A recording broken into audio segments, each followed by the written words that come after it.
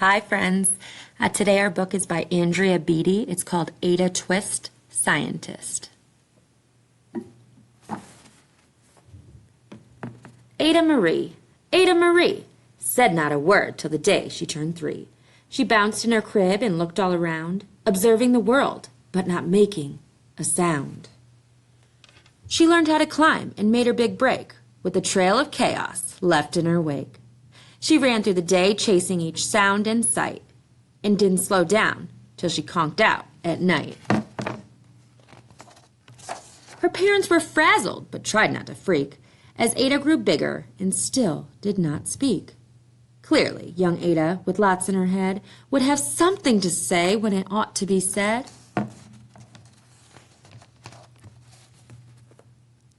That's just what happened when Ada turned 3. She tore through the house on a fact-finding spree and climbed up the clock just as high as she could. Her parents yelled, "Stop!" as all good parents would. Ada's chin quivered, but she did not cry. She took a deep breath, and she simply asked, "Why?"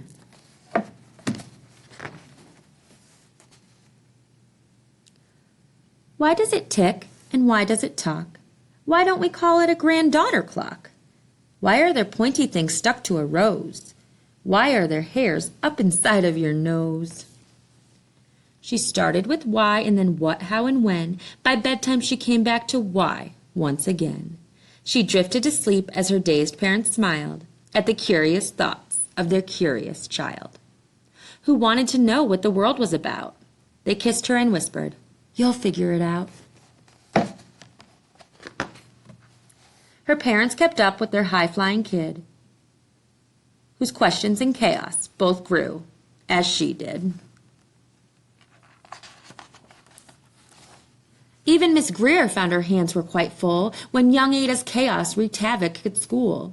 But this much was clear about Miss Ada Twist. She had all the traits of a great scientist.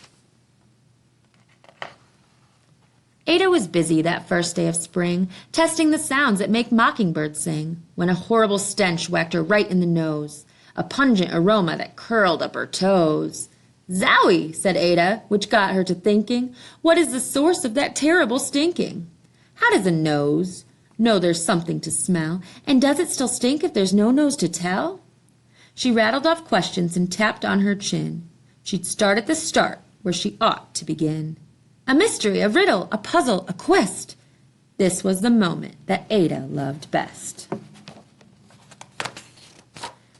Ada did research to learn all she could of smelling and smells, both the stinky and good. One hypothesis Ada thought could be true. The terrible stink came from Dad's cabbage stew. She tested and tested, but soon Ada knew it was time to come up with hypothesis 2. Then, zowie!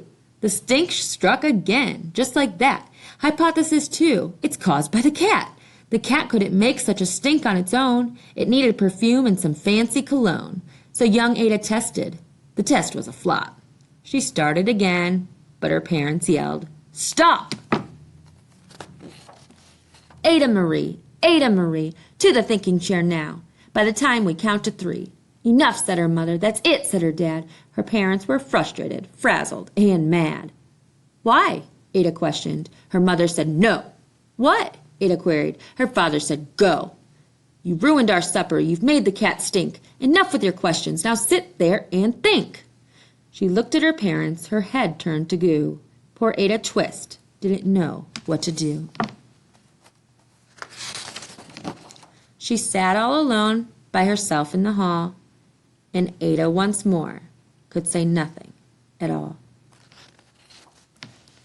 And so Ada sat, and she sat, and she sat, and she thought about science and Stu and the cat, and how her experiments made such a big mess. Does it have to be so? Is that part of success? Are messes a problem? And while she was thinking, what was the source of that terrible stinking, Ada Marie did what scientists do. She asked a small question, and then she asked 2. And each of those led her to 3 questions more. And some of those questions resulted in 4. As Ada got thinking, she really dug in. She scribbled her questions and tapped on her chin. She started at why, and then what, how, and when. At the end of the hall, she reached why once again. Her parents calmed down and they came back to talk. They looked at the hallway and just had to gawk. No patch of bare paint could be seen on the wall. The thinking chair now was the great thinking hall. They watched their young daughter and sighed as they did. What would they do with this curious kid, who wanted to know what the world was about? They smiled and whispered, "We'll figure it out."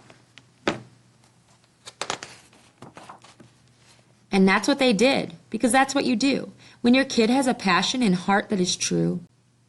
They remade their world. Now they're all in the act of helping young Ada sort fiction from fact. She asks lots of questions. How could she resist? It's all in the heart of a young scientist. And as for that smile, what can Ada Twist do but learn all she can with her friends in grade 2? Will they discover the stink that curls toes? Well, that is the question. And someday, who knows?